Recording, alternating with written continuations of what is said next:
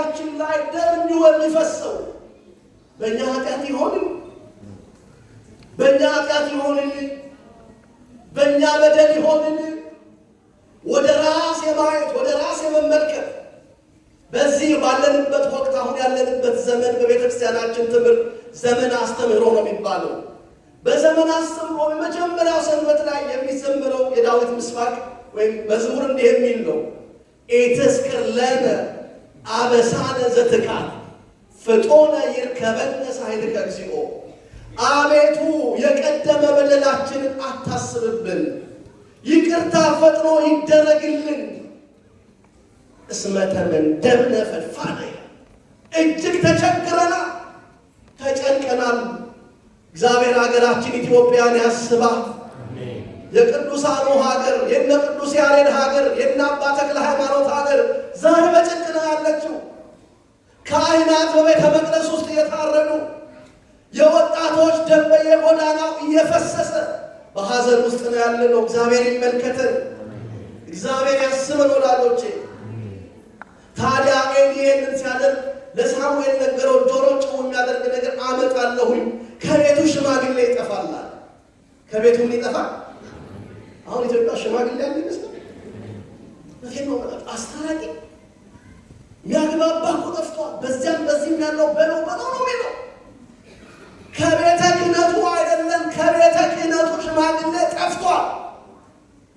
በትልልቅ የአባትነት ማዕረግ ያሉ እንኳ ሰዎች ተነስተው የሚያወሩት ስለ አንዲቱ ቤተክርስቲያን ሳይሆን ስለ ሰፈራቸው ነው የሚያወሩት፣ ስለ አካባቢያቸው ነው የሚያወሩት። የኢትዮጵያ ቤተክርስቲያን ዛሬ ሁሉም በየሰፈሩ በየቦቱ ተቧድኖባት የሚጓተትባት ቤት ሆናለች። ቤተ ክህነቱ ክፍልፍል ያለ ነው። መንፈስ ቅዱስ ከአባቶቻችን ጉባኤ አይለይም፣ ግን ይወቅሳቸዋል። እንደዚህ ነው ማምነው፣ ይወቅሳቸዋል። በርካታ ጥፋቶች ዛሬ ቤተ ክህነት ውስጥ አሉ። በርካታ ሐዘኖች ቤተክርስቲያናችን ውስጥ የተፈጸሙ ነው።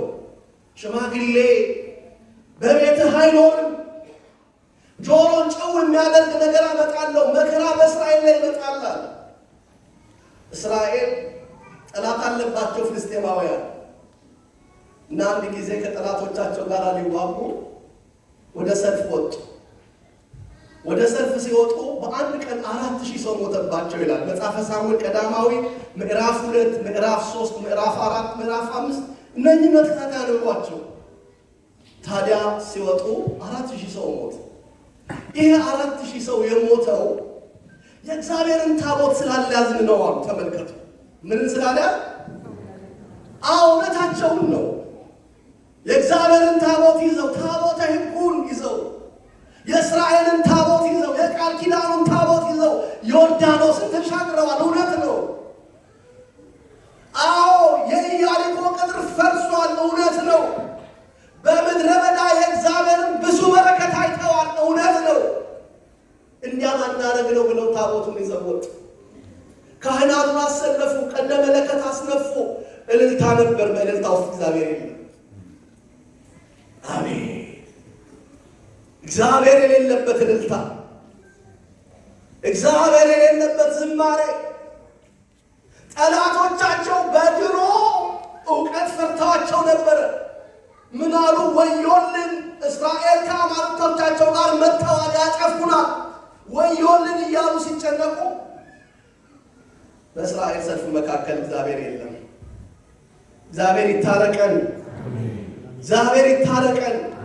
ማህሌታችን ውስጥ እግዚአብሔር ከሌለ ቅዳሴያችን ውስጥ በእርግጥ እግዚአብሔር አለ፣ አይለየን። ግን በአገልግሎታችን ውስጥ የእግዚአብሔርን መኖር የሚያሳይ ነገር ከሌለ ያሳዝናል። ታዲያ እስራኤል ወጡ። 4000 ሰው በመጀመሪያው ሞተባቸው ነበርና በሁለተኛው 30,000 ሰው ሞተባቸው። የሚገርም ነው። እግዚአብሔር ሲተው ከባድ ነው። ታስታውሳላችሁ፣ ሳኦል የተባለው ንጉሥ ለእግዚአብሔር ባልታዘዘ ጊዜ እግዚአብሔር መንግስቱን ከሳኦል ወስዶ ለዳዊት ሰጥቶ ሳኦል ወደ ቤተ መንግስቱ ይገባል ይወጣል፣ ግን ከርታታ። እግዚአብሔር ከእሱ ጋር አልነበረም፣ ከሳኦል ተለይቶት ነበረ። እንዲሁ ይገባል ይወጣል። ገብቶ ከመውጣት እግዚአብሔር ይጠብቃል። የአባቶች ደም እየፈሰሰባት አለቀስን። የካህናት ደም እየፈሰሰ በቤተ መቅደስ አለቀስን። ውስተ አፍላገ ባቢሎን እየነበርነው በከይነ ሰው በተዘከርና ሀለ ኢትዮጵያን ባሰብናት ጊዜ ዛሬ እኛ በተርላ ነው ያለነው። እኛ አይነካንም። እኛ ሞቅ ሞቅ ያለ ነው የምንኖረው። በመከራ ውስጥ ያሉትን እግዚአብሔር ወገኖቻችንን ያስብ። አሜን። ዳዊት ሁል ጊዜ የሚጸልየው ጸሎት ተንሥእ እግዚኦ ወተሳሃላ ለጽዮን ይላል። አቤቱ ተነስና ጽዮንን ይቅር በላት፣ ኢትዮጵያን ይቅር በላት። ምን ሆኖ ይሆን? ነገሩ ካንድ ወገን አናየውም። በእኛ ስንት ደም ይኖር ይሆን? በኢትዮጵያ ውስጥ ብዙ የተንከባለሉ ደሞች አሉ። የንጉሠ ነገሥቱ ደም አለ በእጃችን። ፓትርያርኳን አልቃ የገደለች ሀገር ናት ኢትዮጵያ። ብዙ በደል አለ፣ ብዙ ደም አለ። ፓትርያርኳን ለ20 ምናምን ያሳደደች ሀገር ናት። ብዙ ፈተና አለ። እግዚአብሔር ይቅር ይበለን። አሜን። እግዚአብሔር ይታረቀን። አሜን። እግዚአብሔር በደላችንን አይመልከትብን። አሜን። ታቦቷ ተማረከች። ለ7 ወር ያህል በጠላቶች ቤት ቆየች በፍልስጤም ምድር። ኪዳኑ ታቦት በካህናት ጽሕፈት በካህናት የታጠረች፣ በዝማሬ ካህናት የታጠረች፣ በመንፈስ ቅዱስ ክልል ንጉሥኪ ጽዮን ሆይ ንጉሥሽ ኢይትመዋ ለጸር ወኢያሃድጋና ሀገርን የማይተው ንጉሥሽ ኢትዮጵያን አይተዋት። ወዳጆቼ እስቲ ልን ያላችሁ ኢትዮጵያን አስባት በሉ። በእልልታ የኢትዮጵያ አምላክ አስባት ሀገራችን። ደም እንዲደርቅ ሰዎች በደህና ወጥተው እንዲገቡ ከአንዱ ስፍራ ወደ ሌላ ስፍራ ያለ ከልካይ ወጥተው እንዲገቡ ሰላም ለሀገራችን ለኢትዮጵያ ይሁን። ታቦቷ በተማረከች ጊዜ ቅድም ዛሬታችን የዘመረችውን መዝሙር የፊናስ ሚስት የተናገረችው ኢካቦድ ያለችው ኢካቦድ ማለት ክብር ከእስራኤል ለቀቀ። ሽማግሌው አባታችን ኤሊ ሞቷል። አፍኒንና ፊናስ ሞተዋል። ታቦቱ ተማርኳል። ምን ክብር አለን? ኢካቦድ ነው እንዳሉ። ግን የእግዚአብሔር ታቦት ድል ነሳችን ነገር የእግዚአብሔር ታቦት አሸነፈች። ከዛ በኋላ ታሪኩ ይሰፋል። በእመና ታቦቷን ከጣዖት ቤት ከዚያችን ከሁላችን ጋር ትሆን ታቦቷን ይዞ ከምርኮ ጋራ ከሽልማት ጋራ ከድል ጋራ ወስደዋት በአሚናዳብ ቤት አስገብተዋታል። በዚያ 20 ዓመት ለቆየች።